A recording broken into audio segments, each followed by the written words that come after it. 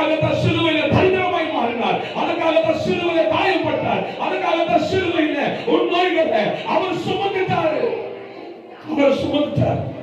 இயேசுவின் நாமத்துல எந்தெந்த உறுப்புகள்ல, எந்தெந்த சரீரத்தில், எந்தெந்த பகுதிகள்ல சிக்கா இருக்கிறாங்களோ, பிசாசு கொடுத்த வியாதியா இருக்கலாம், இயற்கையினால வந்த வியாதியா இருக்கலாம், தண்ணீர் மாற்ற உணவுனால வந்த வியாதியா இருக்கலாம், ஆண்டவரே கால ஏசுனால வந்த வியாதிகளா இருக்கலாம், எந்த வியாதியா இருந்தாலும் இயேசு கிறிஸ்துவின் வல்லமையுள்ள அதிகாரமுள்ள நாமத்துல பொல்லாத வியாதியே வெளியே வா என்று கட்டளையிட்டார்.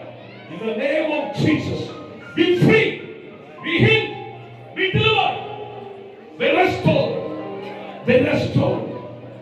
அந்த 40 வருஷமா உடலாய் இருந்தவனே கர்த்தர் கையை தூக்கி, பீட்டர் கையை தூக்கி உயர்த்துகிற போது அவன் பரிபூர்ணமாய் துள்ளி குதிக்கிறான். தேவ பிள்ளையே, இன்னைக்கு உனக்கு ஒரு பெரிய மிரக்கலை கர்த்தர் செய்திருக்கிறார். கைகளை தட்டி அப்பாவுக்கு மகிமை செலுத்தலாம், உற்சாகமா. Thank you, Holy Spirit. நன்றி ஆண்டவரே, நன்றி.